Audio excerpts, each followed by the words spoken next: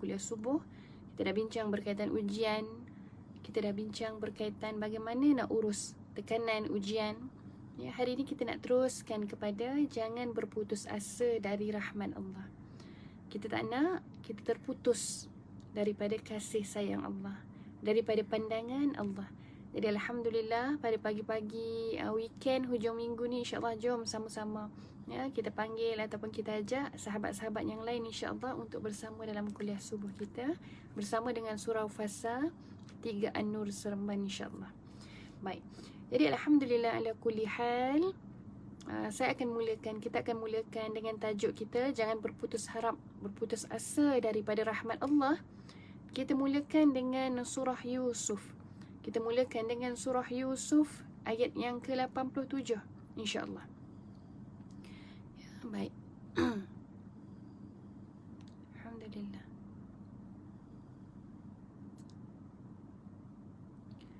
Kita akan mulakan dengan surah Yusuf ayat yang ke-87. Ba'da a'udzu billahi minasyaitonir rajim.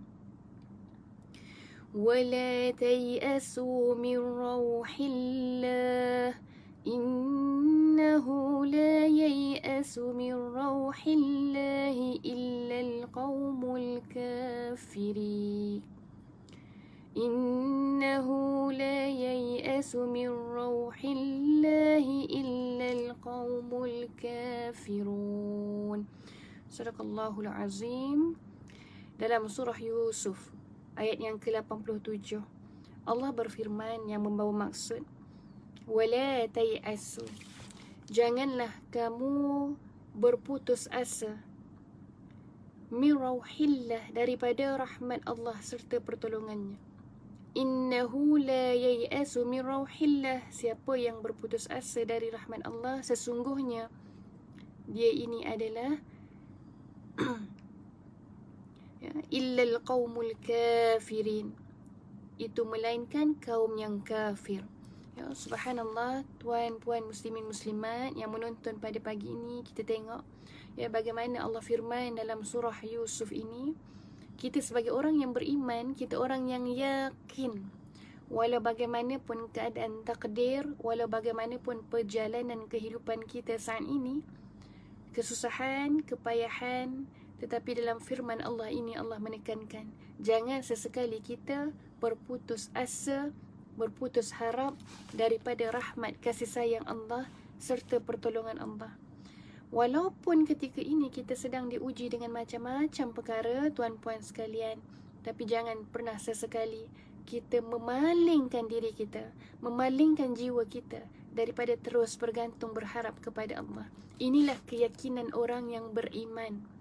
Disebutkan keyakinan orang yang beriman dia yakin sehingga jiwanya, hatinya menjadi tenteram ketika mana ujian dugaan itu menerjah datang ke dalam kehidupan.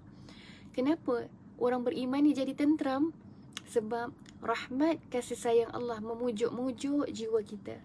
Bila mana kita sedih dengan kasih sayang Allah tadi, ya, rasa terpujuk-pujuk dengan pujukan daripada Allah.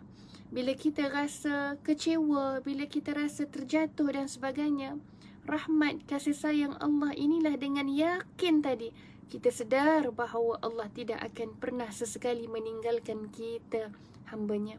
Sebab itu subhanallah, bila kita yakin dengan sungguh-sungguh yakinnya orang beriman, jiwa kita akan tenang, jiwa kita akan tenteram walaupun saat kita diuji, walaupun saat kita diduga dengan pelbagai keadaan, walaupun kita diduga dengan pelbagai situasi insya-Allah. Sebab itu kita nak tekankan pada hari ini tuan-puan sekalian bahawa jangan pernah kita berputus harap, berputus asa dari kasih sayang, dari pertolongan Allah. Hatta ketika ini tuan-puan, subhanallah, ya, yang pernah saya jumpa antaranya ya, orang-orang yang mana diuji kehilangan orang yang tersayang kerana virus COVID-19. Subhanallah. Ada pula orang yang masih lagi mengalami prolong simptom, kesan sampingan jangka panjang, ya, sehingga kesihatannya terjejas, tercungap-cungap, susah bernafas dan sebagainya. Subhanallah. Ya, tuan-puan, Kalaulah kita sungguh-sungguh terima dengan lapang dada, dengan hati terbuka, ini semua Allah telah berikan pada kita, telah kita laluinya, maka kita tinggal untuk rasa tentram, rasa tenang, insya-Allah. Jadi pada hari ini Ustazah terpanggil, saya terpanggil untuk membawa tajuk ini. Kerana apa tuan-puan? Kalau kita lihat subhanallah di Malaysia, kita lihat daripada pelbagai lapisan umur, golongan, daripada seawal kanak-kanaknya, kemudian pada awal remajanya, dewasanya, warga emas sekalipun, ada isu-isu berkaitan tentang putus harap, putus asa dari rahmat Allah. Jadi bila orang yang dia putus asa, putus harap, dia memalingkan diri dia, jiwa dia daripada mencari-cari kasih sayang Allah tadi, jiwanya tak tenang, jiwanya tak tentram. Akhirnya apa yang berlaku tuan-puan, inilah yang berlaku sekarang pun. Ada yang di luar sana pun yang mungkin mengalaminya. Jadi kita moga-moga, kita doakan moga-moga dia diberi kekuatan oleh Allah. Jadi hari ini kita nak bincang tuan-puan, macam mana kita nak mengutip kekuatan-kekuatan tadi. Macam mana kita nak ada sokongan-sokongan daripada luar, insya-Allah. Dan yang paling penting adalah kekuatan dan sokongan daripada dalam jiwa kita itu sendiri. Sebab itu bila bincangkan tentang topik pada hari ini tuan-puan, macam disebutkan tadi kan, bila kita rasa tertekan, kita rasa kecewa, orang yang akalnya hilang kewarasan, jiwanya hilang ketenangan dan ketentraman, dia akan ada rasa untuk melakukan sesuatu perkara yang akhirnya mencederakan, akhirnya akan menyakitkan dirinya, akhirnya kita tak nak, na'udzubillah min zalik, akhirnya berlakulah isu-isu kes-kes bunuh diri dan sebagainya. Kita minta jauh tuan-puan. Sebab itu subhanallah, pada siapa yang mungkin sekarang tengah struggle, tengah berusaha tentang kehidupan, setiap orang ada usaha, setiap orang ada struggle, kesusahan yang dilalui ketika ini, maka jom kita nak terus dan terus kita bangun pada setiap pagi ini dengan sangkaan yang baik-baik, insya-Allah. Sebab itu kita lihat ini lagi tuan-puan muslimin muslimat, apa yang disebutkan oleh ulama tafsir berkaitan tentang jangan berputus harap, berputus asa dari rahmat dan kasih sayang Allah ini, daripada pertolongan Allah ini, yakni apa dia? Janganlah seseorang itu berputus asa daripada mengharapkan pertolongan, jalan keluar daripada Allah. Maksudnya apa? Bila mana kita saat ini tuan-puan sedang melalui kesusahan, kepayahan, keperitan ketika ini, cari bergantung kepada Allah, minta pada Allah jalan keluar, minta pada Allah untuk Allah beri kita jalan keluar, jalan penyelesaian daripada masalah ketika ini. Jangan pernah melepaskan pergantungan ini. Jangan pernah melepaskan tali pergantungan, tali pertolongan ini tuan-puan. Sebab apa?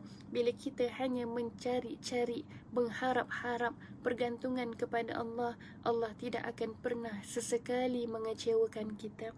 Dan tengok apa lagi disebutkan, jangan berputus asa dari mengharapkan kasih sayang Allah. Kalau kita rasa ketika ini kehidupan kita dah makin jatuh, makin kecewa, makin sedih tuan-puan, terus memandang segalanya dengan nilaian pandangan kasih sayang Allah, kita akan merasakan jiwa kita lebih tenang, insya-Allah. Dan apa? Dan janganlah dia bertindak memutuskan harapan kepada Allah. Jangan sesekali kita bertindak sendiri-sendiri. Kita melakukan sesuatu macam kita sebut tadi, membahayakan diri, merosakkan diri, mencederakan diri, sehingga kan kita nanti subhanallah, inilah disebutkan, melainkan orang-orang kafir sahajalah yang mereka ini tidak akan sesekali meyakini. Mereka inilah orang kafir yang tidak beriman. Mereka lah orang kafir yang tidak bergantung dan berharap kepada Allah Azza wa Jalla. Maka kita ini orang beriman, kita ini ada satu kekuatan yang luar biasa. Sebab itu subhanallah, tengok bagaimana lagi kita nak tengok, tuan-puan, berkaitan jangan berputus asa, berputus harap daripada rahmat Allah, insya-Allah. Nanti kita akan kongsikan apa faktor-faktor. Ya, ramainya manusia, ramainya orang yang dalam masyarakat kita ini mungkin bertindak secara melulu sebegitu. Ya, bila banyaknya tekanan, bila banyaknya masalah, bila banyaknya ujian yang dia sedang lalui, sedang hadapi, dan apakah ujian-ujian tersebut sehingga sehingga boleh sanggup mencederakan diri. Ya, ada kes apa tuan-puan, tekanan yang melampau-lampau, rasa terbeban yang sangat-sangat, dia hantuk kepala dekat dinding berulang kali. Subhanallah. Ada pula yang tumbuk-tumbuk cermin, ya, sehingga darah tangannya. Subhanallah. Jadi inilah kita nak bincang. Moga-moga tuan-puan, bila kita sedar tentang ini, kita tidak akan mudah untuk berputus asa dan berputus harap. Allah sentiasa memberi ruang dan peluang untuk kita ini keluar daripada masalah kita sekarang, insya-Allah. Jadi kita lihat lagi ini tuan-puan dalam surah Al-Baqarah ayat ke-195. Allah berfirman, wala tulqu biaidikum ila tahlukah. Allah berfirman, maksudnya, dan janganlah kamu sengaja mencampakkan diri kamu ke dalam bahaya kebinasaan. Subhanallah. Ya, walaupun kerana sedih, walaupun kerana kecewa, emosi yang terganggu, bebanan ujian yang teramat-amat, tapi jangan pernah sesekali kerana kita dah memalingkan diri kita, jiwa kita dari kasih sayang Allah, sehingga kita sengaja mencampakkan diri kita ke dalam jurang, ke dalam perkara bahaya dan binasa. Sebab itu tengok bagaimana ulama mengatakan, ya, at-tahlukah ataupun bahaya kebinasaan ini apa? Ialah perkara yang boleh membawa kepada kerosakan. Perkara yang boleh membawa kepada kerosakan. Belum lagi perkara yang merosakkan, yang membawa pun itu adalah perkara-perkara binasa dan bahaya yang perlu kita elak. Sebagai contoh apa tuan-puan, ya, sebagai contoh ini kita tahu tuan-puan, ya, perkara-perkara yang bahaya. Sebagai contoh kita kata, tekanan yang teramat-amat ni, ya, apa lagi, bebanan yang sangat-sangat, ya, ujian yang sangat berat, kita rasa kita tak mampu nak tanggung. Kita belum lagi tuan-puan, ya, untuk cubaan untuk melakukan kecederaan dan sebagainya, tapi perkara yang membawa fikiran-fikiran, ya, yang membawa kepada perkara-perkara yang kita fikir untuk buat benda bahaya, sebagai contoh.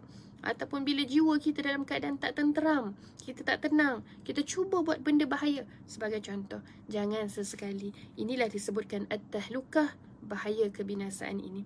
Dan apa lagi menurut Syekh As-Sa'adi, ya, yang menyebabkan terjadinya kerosakan pada roh dan jasad. Subhanallah. Ya, kerosakan pada roh dan jasad. Sebab itu kalau kita kata tadi bahaya, mencederakan, merosakkan diri itu, dia adalah kecederaan kepada jasad. Kan, kecederaan yang fizikal yang kita nampak, tapi subhanallah, rupa-rupanya kecederaan roh juga diambil kira. Kecederaan roh ni maksudnya macam mana tuan-puan, ya? Dari sudut keyakinan kita, jiwa kita, bila mana kita mula dalam jiwa kita ini ada ragu-ragunya, maka subhanallah kita nak sama-sama rawat daripada awal, moga-moga. Dan terima kasih kepada seluruh yang menonton ketika ini, ya, Encik Muhammad Ruzaman Hamzah, Puan Salidah Saleh, alhamdulillah seluruhnya, ya. Dan hari ini mungkin ada yang baru menonton, kita sedang bincang tuan-puan berkaitan jangan berputus harap, berputus asa dari rahmat dan pertolongan Allah, ya. Jadi walau apa pun ujian yang sedang kita alami, tuan-puan ada ujiannya, saya ada ujian yang tersendiri, semua orang ada ujian yang kita sedang lalui ketika ini. Tapi jangan pernah kita memalingkan diri kita dari mencari-cari kasih sayang Allah dan pertolongan Allah. Ini yang kita bincang hari ini, insya-Allah.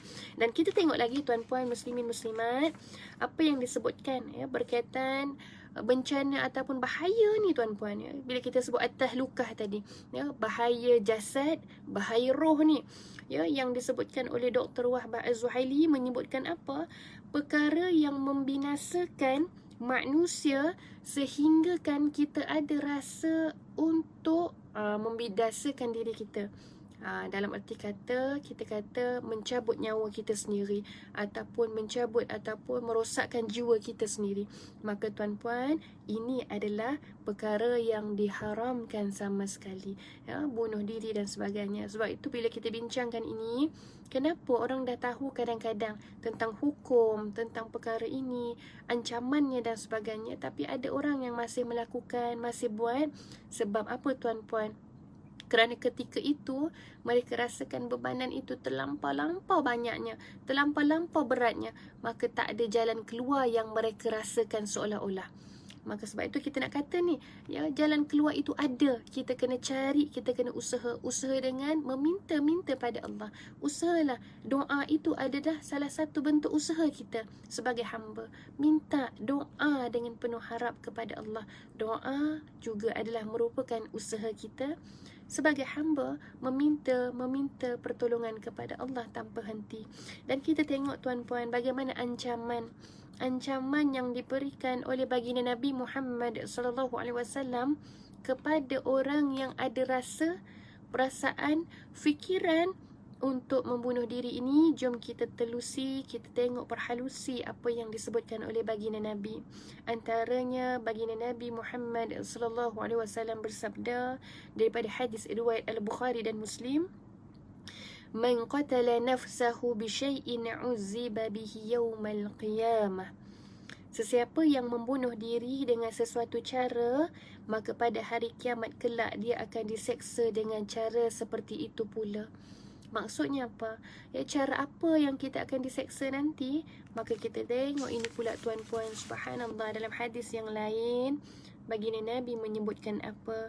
Man qatala nafsahu bihadidatin fahadidatuhu fi yadihi yatawajja'u biha fi batnihi fi nari jahannam khalidan mukhalladan fiha abadan. ومن شرب سما فقتل نفسه فهو يتحساه في نار جهنم خالدا مخلدا فيها أبدا ومن تردى من جبل فقتل نفسه فهو يتردى في نار جهنم خالدا مخلدا فيها أبدا. سبحان الله ya. Baginda Nabi menyebutkan, kalau Rasul menyebutkan apa yang bermaksud sesiapa yang membunuh diri, dengan keadaan-keadaan yang Nabi bayangkan, Nabi gambarkan ini tuan-puan. Antara pertama dalam hadis ini sebut, sesiapa yang menyakitkan diri, membunuh diri, mencederakan diri dia sehingga mendatangkan kemudaratan, sehingga kan tercabutnya, hilangnya nyawa, tadi kita sebut membunuh diri ini dengan besi, maka di neraka jahanam nanti besi itu selalu ada di tangannya. Ia menusuk-nusuk ke perutnya selama-lamanya ketika mana dia di dalam neraka jahanam. Siapa yang di dunia dia menggunakan besi itu adalah untuk membunuh dirinya, maka nanti di neraka jahanam besi itu akan sentiasa berada di tangannya, menusuk-nusuk perutnya selama-lamanya. Disebutkan khalidan mukhalladan fiha abada. Dan apa pula disebutkan dalam hadis ini sambungannya?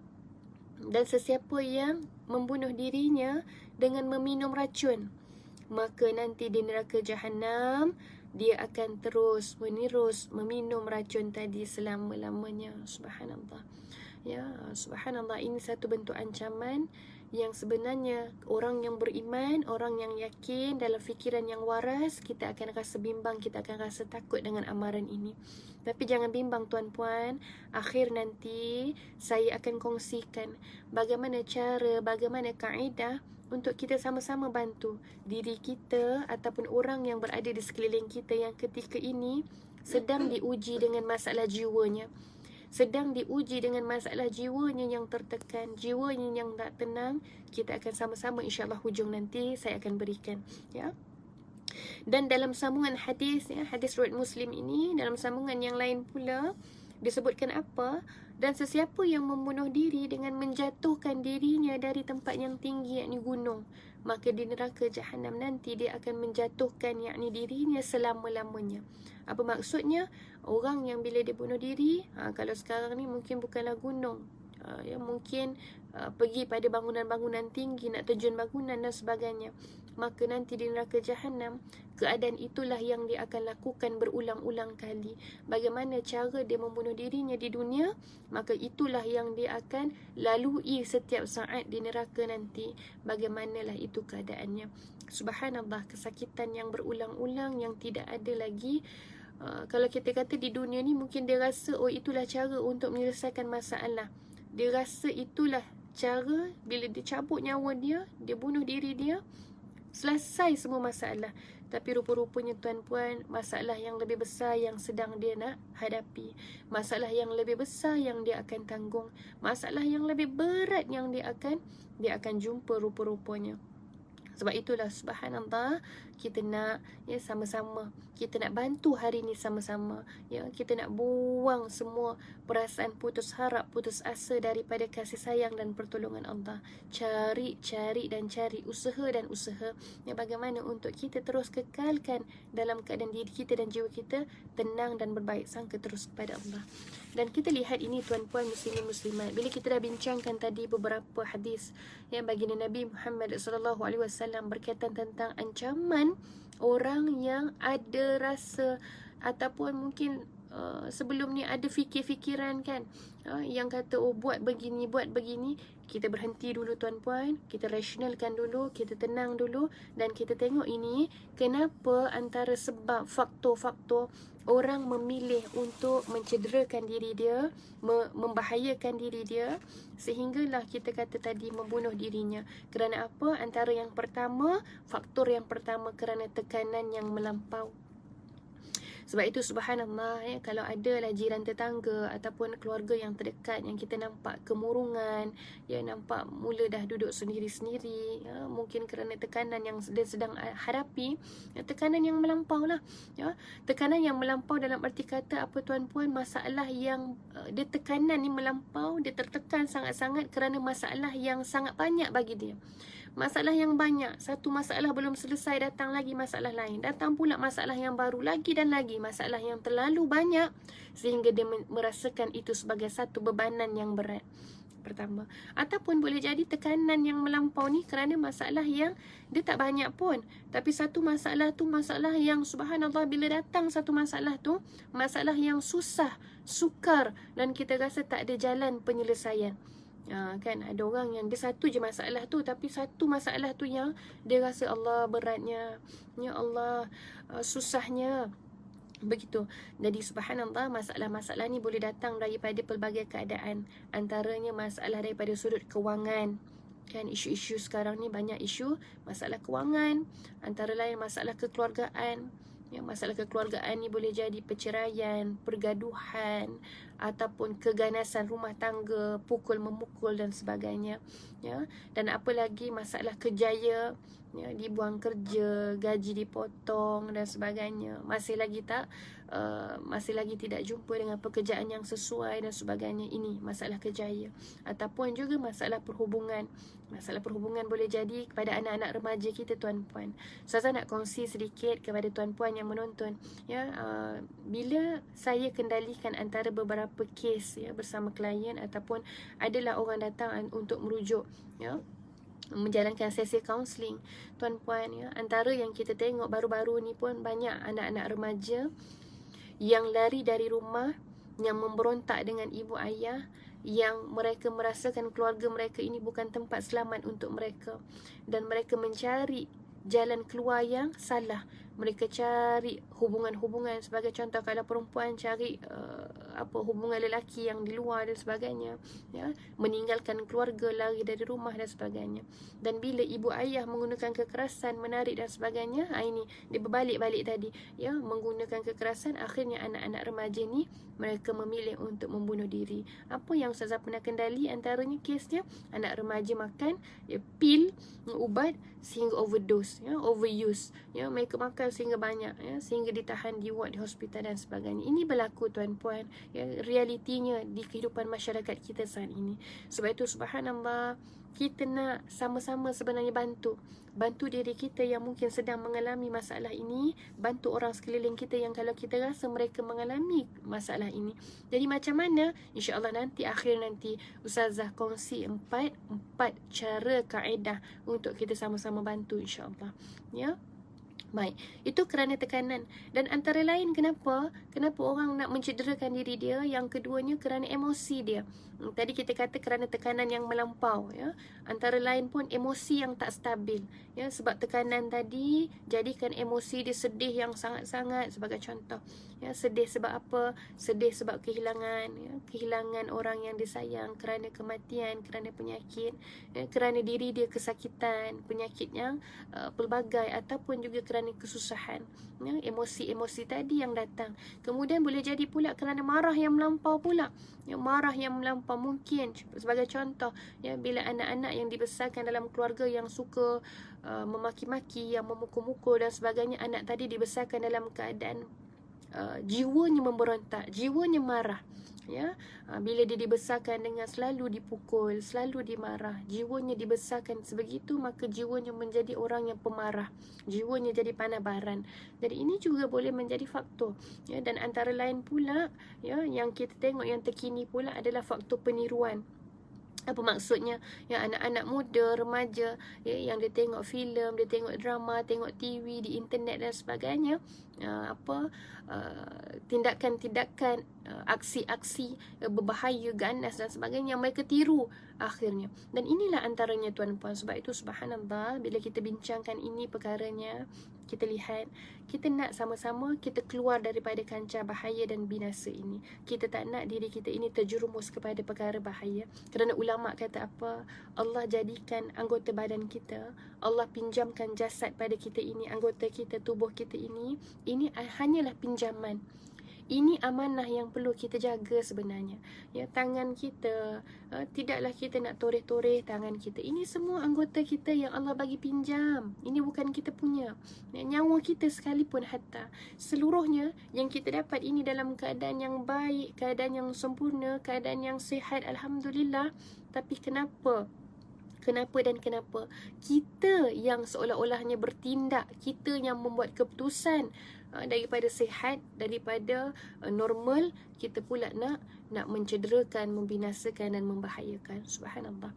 Sebab itu ini amanah yang sebenarnya perlu kita jaga. Dan kita kena ingat, bila disebutkan amanah yang kita jaga, dan amanah inilah yang kita akan dipertanggungjawabkan kelak, kita akan ditanya kelak, dan kitalah yang kena menjaga dengan sebaik-baiknya. Oleh itu tuan-puan sekalian, ya, saya nak kongsi, ya, bagaimana untuk kita sama-sama bantu, ya.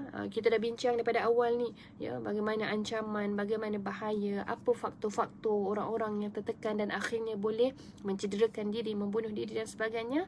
Ini untuk apa tujuannya? Untuk kita sedar tuan-puan, alert.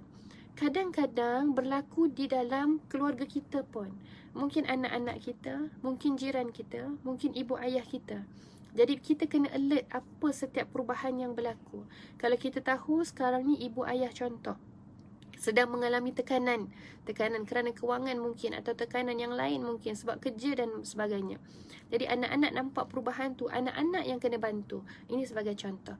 Sebab itu bila kita bincang berkaitan tajuk ini, kita kena alert, sesama kita kena alert, kita kena sedar apa yang berlaku perubahan di sekeliling kita, dan kita boleh bantu insya-Allah dengan cara yang betul, cara yang cepat dan baik, ya. Kita tak nak kita biar akhirnya orang yang tadi ada masalah tadi, yang makin tertekan, makin ada banyak masalah, dan mereka pula mengambil keputusan jalan singkat yang salah. Ini kita tak nak. Sebab itu 4 perkara ini apa dia? Yang pertama tuan-puan, ya, kepada orang yang sekarang menghadapi masalah atau dia berhadapan dengan orang yang ada masalah, yang pertama apa dia yang penting? 4S, ya, insya-Allah. 4S yang saya akan kongsi. S yang pertama adalah support system, ya. Support system maksudnya apa? Sokongan. Sebab itu subhanallah tuan-puan, kalau ada pasangan suami atau isteri, anak-anak ataupun ibu ayah yang kita nampak ada masalah, mula nampak kemurungan, mula nampak makan pun dah kurang, tidur pun tak lena. Itu antara simptom masalah yang dia sedang memikirkan masalah. Jadi kita terus support system. Kita berikan sokongan daripada sudut sosial, sokongan daripada sudut emosi. Kita tanya dan kita dengar. Sebab itu tuan-puan, kadang-kadang cukup dengan mendengar. Kan kita tanya pasangan kita, ada masalah ke? Kita cukup dengar, ataupun tanya anak-anak kita. Kan kita cukup menjadi pendengar. Pendengar pun sudah membantu untuk memberikan sokongan kepada orang-orang begini. Orang-orang yang ada masalah ni, kita pinjamkan telinga kita, kita duduk dengar apa yang mereka nak luah, yang mereka nak kongsi. InsyaAllah ini antara perkara yang membantu. Itu yang pertama. Sebab itulah bila kita tak adakan masa untuk mendengar, kita tak adakan masa untuk faham apa orang tadi, kita akan rasa, oh anak saya ni asyik nak duduk bilik je terkurung, terperat dalam bilik. Rupa-rupanya anak tadi sedang mengalami gangguan jiwa, sedang struggle untuk berhadapan dengan tekanan-tekanan yang dia hadapi. Sebab itu ibu ayah kita kena sedar, kena alert apa yang berlaku pada anak-anak. Ini pertama. Dan yang kedua apa dia? Iaitu social engagement. S yang kedua adalah social engagement. Sebab apa kita sebut social engagement? Pada orang-orang yang dia ada tekanan ni, dia ada potensi untuk duduk bersendirian. Mereka akan suka duduk sorang-sorang dalam bilik, kurung diri dalam bilik dan sebagainya. Kita galakkan, bukan paksa, kita galakkan untuk mereka duduk dalam kelompok, dalam kalau kata dalam family tu, okey, ajak keluar, buat aktiviti bersama. Jangan duduk sorang-sorang. Sebab apa? Kita takut bila orang yang berada dalam tekanan jiwa ini tuan-puan, mereka dalam keadaan tekanan, mereka dalam keadaan yang fikiran tak rasional, masalah yang terbeban ini, bila duduk sorang-sorang, kita takut apa yang berlaku, mereka akan melakukan perkara-perkara yang di luar daripada fikir manusia, ataupun perkara yang melampaui batas. Sebab apa kita kena faham, dalam keadaan jiwa manusia lemah, kita lalai dan leka dari ingat Allah. Dan ketika mana jiwa manusia lemah daripada ingat Allah, ataupun ketika mana kita ini jauh daripada meminta pertolongan pada Allah, jiwa kita kosong. Dalam arti kata jiwa kosong, maka siapa yang akan isi jiwa kita nanti? Siapa yang akan bekerja-kerja untuk membisik-bisikkan kata-kata jahat tadi? Inilah tugas-tugas syaitan ni, kan? Jadi bila kita duduk sorang-sorang dengan jiwa kita tak diisi dengan ingat Allah, tidak membesarkan Allah, dalam keadaan sebegitu, kita sedih-sedih yang melampau, kita membawa-bawa kesedihan kita. Dan ketika itulah masa yang terbaik, syaitan ni dah mengintai lama kita ni, kan? Mereka mengintai kita ni, menunggu masa.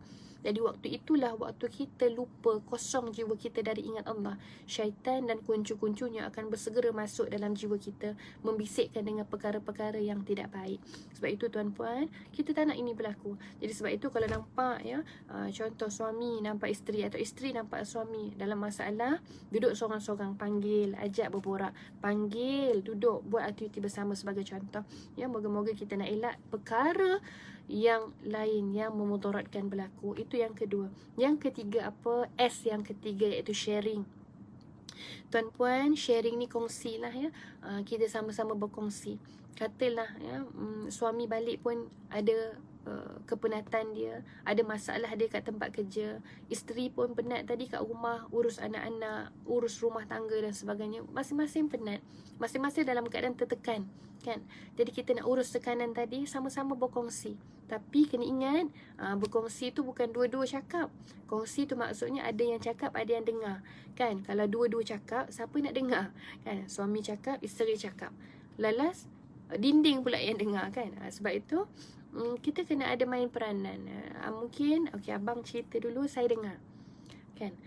Bila nampak dah suami dah makin tenang, suami dah nampak macam okey, dah banyak kongsi, isteri pula main peranan, baik abang boleh tak saya nak kongsi pula, abang boleh dengar, contoh, kan? Jadi kena main peranan seperti itulah, sama-sama berkongsi. Ataupun anak-anak, gunakan kaedah ini untuk anak-anak. Baik, ada tak abang Long ada masalah, Umi dengar, contoh. Jadi kongsi. Sebab tuan-puan, kaedah kongsi ini antara terapi yang sangat membantu sebenarnya. Orang-orang yang mereka ni sedang mengalami tekanan, mereka memendam, mereka menyimpan ni bebanan tadi. Jadi dengan kaedah kongsi, bercerita, bercakap tadi pun ya dapat memberikan mereka rasa tenang, ya, relief, ya, insya-Allah. Dan yang keempat apa tuan-puan? 4S. S yang keempat adalah seeking therapy. Ya, cari terapi, cari treatment, cari rawatan yang sebaik-baiknya. Kalau kita rasa tuan-puan, contohlah ya, kita nampak dah tadi anak kita ni macam mana ya keadaannya. Dah mula tak makan, dah mula banyak termenung, dah mula banyak menjerit-jerit mungkin, buat benda-benda ganas mungkin dan sebagainya. Terus cari rawatan, rujuk kepada orang-orang yang pakar, rujuk kepada terapi dan sebagainya. Mungkin jalankan sesi kaunseling, cari kaunselor dan sebagainya. Perkara-perkara ini insya-Allah dapat membantu tuan-puan. Ya, kita mungkin dia tak nampak dalam masa yang singkat. Sebab pastilah benda-benda begini dia memakan masa. Sebab itu kalau kita buat sesi kaunseling tuan-puan, bukan satu sesi je boleh selesai masalah, bukan. Yang kita akan jumpa sesi yang kedua, kita jumpa lagi sesi yang ketiga, kadang-kadang sampai 5 sesi pun, ya. Sebab apa? Sebab kita kena faham masalah yang kita hadapi ni sangat besar, sangat banyak ni, ya. Jadi bila kita jumpa dan kaunselor ni pun bukan boleh apa, okey, jumpa terus ada selesai masalah, tidak, ya. Ya, dia ada kaedah dia, ada cara dia. Sebab itu tuan-puan, apa saya nak katakan, cari rawatan yang sesuai.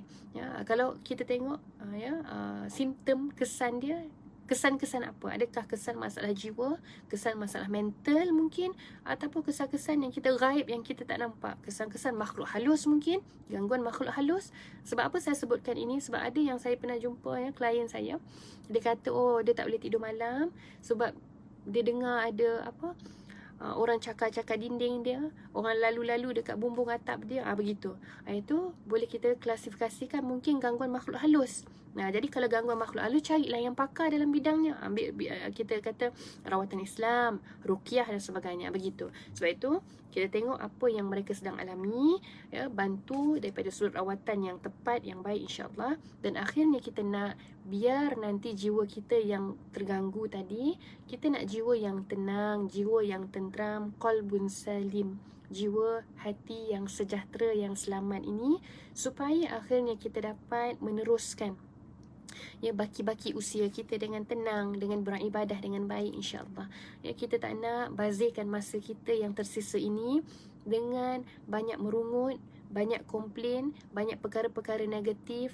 Akhirnya nanti bila kita banyak benda-benda negatif tuan-puan, kita lupa usia kita ini makin singkat.